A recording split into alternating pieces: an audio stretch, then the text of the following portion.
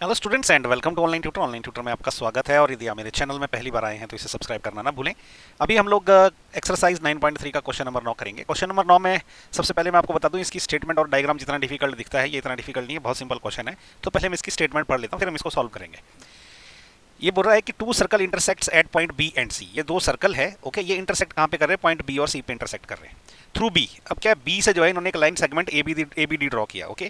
कौन सा है? A B D. और पी बी क्यू है, तो पी बी क्यू ये लाइन और ये लाइन ड्रॉ करी है, ओके। और ये क्या सर्कल को A D and P Q पे कट कर रही है, ओके। तो सर्कल को कहाँ पे कट कर रही है? एक ए डी पे कट कर रही है और पी क्यू पे, ओके। ये फिगर में बोल रहा है देखने के लिए। Prove that angle A C P is equal to angle Q C D. तो सीधी सीधी भाषा में पता क्या बोल रहा है? एंगल ए सी पी कौन सा एंगल है? ये जो एंगल है ना, जिसको मैं अभी एंगल 1 बोल रहा हूँ, ये एंगल ए सी पी, ये हमें प्रूव करना है किसके बराबर? एंगल क्यू सी डी के बराबर, ओके। ये है एंगल क्यू सी डी, तो हमें ये प्रूव करना है। मतलब हमने एंगल 1 और एंगल 2 जो है बराबर प्रूव करने हैं।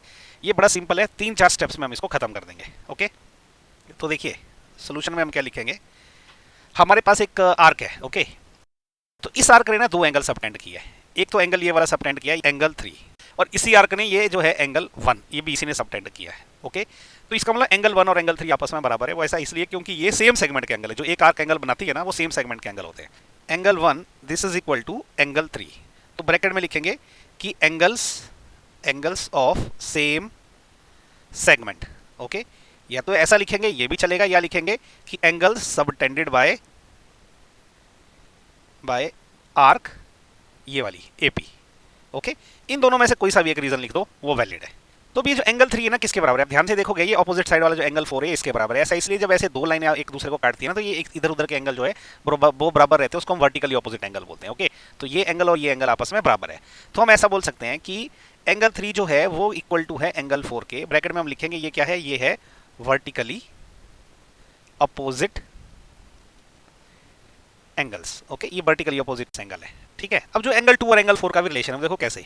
ये जो है ना आर्क डी क्यू, इसने ये वाला एंगल सबटेंड किया। कौन सा वाला? Angle 4, okay. ये इसी आर्क ने सबटेंड किया। अब इसी आर्क ने ना एक और एंगल, ये जो है ना एंगल 2, ये भी इसी ने सबटेंड किया है। इसका मतलब एंगल 2 और एंगल 4 भी आपस में बराबर रहेंगे, ओके। तो इसका मतलब क्या हो गया कि ये जो एंगल 4 है this is equal to, but this is equal to angle 2।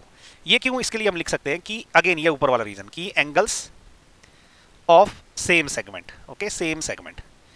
या तो ये रीजन लिख दो, ये भी इसके लिए चलेगा, या आप ये रीजन लिख सकते हो कि एंगल्स सबटेंडेड बाय आर्क। कौन सी वाली आर्क? ये D Q, okay. D Q मतलब सेम आर्क ने सबटेंड किया एंगल। अब देखो एंगल 1 एंगल 3 के बराबर, एंगल 3 एंगल 4 के बराबर है, तो एंगल 4 एंगल 2 के बराबर है।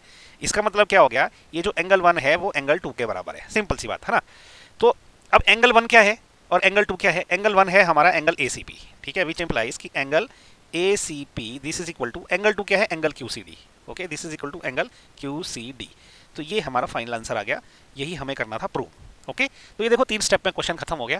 ये डायग्राम लगता मुश्किल है देखना, पर मुश्किल ये है नहीं, ओके। सो आई होप आपको ये वीडियो जो है पसंद आया।